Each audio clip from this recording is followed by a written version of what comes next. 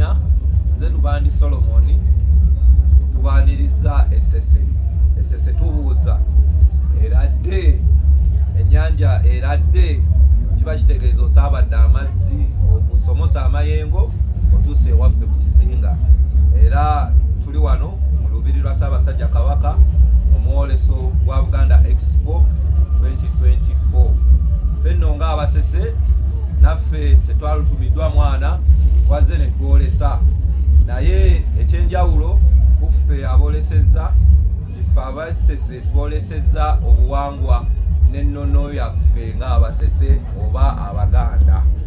Ffe Abasese nno tuli bavubi, tuli balunnyanja, tuli ebyennyanja eby'ebika eby'enjawulo, sikasulu, empuuta saawa zino, enkolongo, just name it. Naye ekyenjawulo ku lunaku lwa leero tuzze okusomesa abantu ebyobuwangwa n'ennono nti kyekyo ekitufuula Abaganda oba kyekitufuula abaana ab'oku ttaka lya Africa. Ng'oggyeko amaato nti bajjajjaffe baatambuzanga amaato ag'enjawulo okugeza kati eno emmanvu bweti eno modo ya manvu tulinawo ne lino eryato lyaffe erya bulijjo tulina emiizi n'amannya ebifo eby'enjawulo ku ddyo tulina entamu zaffe wano bajjajjaffe bafumbiranga muno mu ntamu eno emmere ng'ewooma bulungi nnyo era nga baliisa ne bino tulina ensaka zaffe zino eno ensaka eraga nti bajjajjaffe baagabananga senga oba ng'okyadde osobola okunywerako wano ne bannamikago abalala ne banywerako mu bituli ebirala. Essese waffe tufuuwa ku mmindi obunyogovu bungi tulina empewo nnyingi so empewo etegeeza ati weetaaga ebbugumu mu mawuggwe nga gwe omuntu oba tonywedde emmindi eno onywa kataaba akatonotono akalinga sigala oba okuma ebyoto oba olaba ewaffe Essese ebyoto kikulu nnyo kya nkizo kuba atwagala ogoba obunyogovu oba empewo.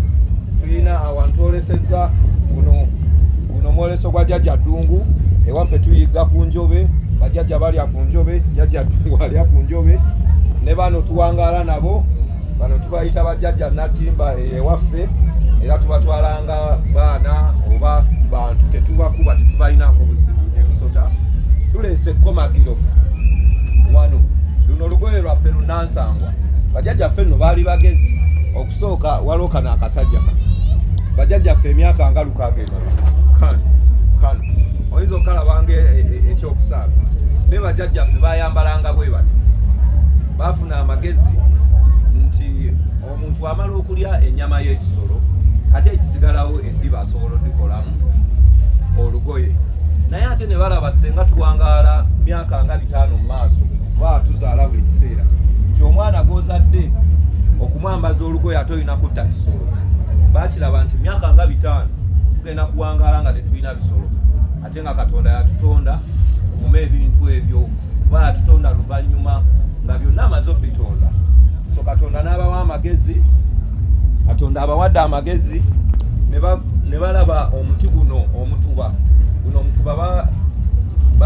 olubugo luno baaluyiiza ku mulembe gwa Ssekabaka Ssemakookiro nti omutuba guno osobola okuggyako ekikuta n'ogukomaga n'ensaama eno n'ofunamu olugoye olw'okwambala ate ekikuta ekyo ky'oggyeko mu myezi 6 kiba kikomyewo kiba kitegeeza mu mwaka osobola okuyubula ku muti ogwo omutuba emirundi 2 n'ofunamu ekyokwambala. Bajjajjaffe nno tebaali bagezi nnyo ddala. Wano bino no tubirabanga ebyokusaaga eno mumbwa muno mulimu eddagala ery'ebika eby'enjawulo nti eno emumbwa eyinza okuba nga ejjanjaba mutwe nga yakwata omulandira n'akwata ebikoola eby'enjawulo n'akwata omuddo ogw'enjawulo n'agukaza n'akwata ebbumba n'abayindinga akantu kano kasobola owangaala emyaka 100 naye nga buli olwala osira oteeka muno mu lujjo n'osira n'onywa n'owona n'omuzzukulu najja n'akasanga naye tugenze tubivaako ebyobuwangwa byaffe naye nga eddagala n'abazungu balijja mu miti ejjaffe gye tulina ejjaffe ginnansangwa ginnakabala tuzze ne twolesa amaanyi ga Katonda kino kino tukijja mu nnimiro nga bwe kiri bwe kiti Katonda yakikola. Kino kita muno mwe tuteeka omwenge gwaffe era tuba tugendanga okwanjula twetikka kino ku mutwe eno ndeku ne kino Katonda yakikola. Bino byonna osobola bisanga ewaffe Ssese. Osobola okujja n'onywa ku kenge aka bulijjo ng'okanywerako muno nga tewali wakubako eyakala. Luno lwe bayita olwendo. Twe twalinga tusena amazzi, bajjajjaffe basena amazzi mu nsuwa, basenyesa kino bamaintaininga nga kye bayita hygiene oba obuyonjo. Tokwatamu oba kyosenyeseza ate si kyonywesa.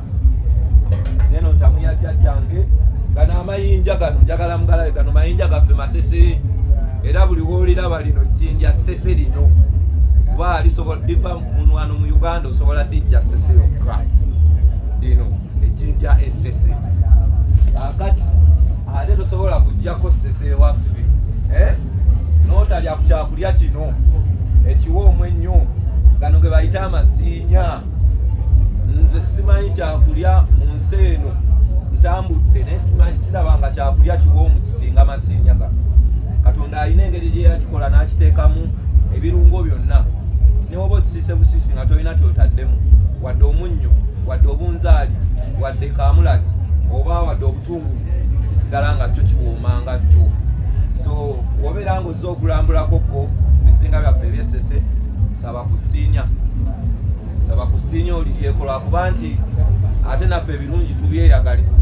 Twagala nnyo bayigiriza mmwe abeeno ku lukalu okugayiga okugalya kuba mugenda tumalirawo ebibo byaffe naye nga kino kyakulya kyaffe kyatunzi.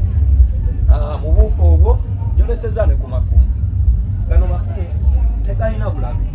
Bajjajjaffe beekuumisanga ebintu ebifaananako bwe biti, beekuumisanga amafumu. So tosobola kulaba ffumu lino n'ogamba nti sitaani ye neerinde mmwe. Akwagala sima ku namba zo, akwagala najagenda kusaba.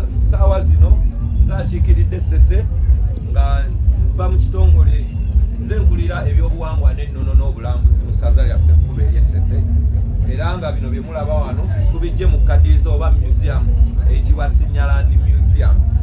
Asobola neetaaga ndi ku namba y'essimu 0772 32 35 9 oba 00772 32 35 90.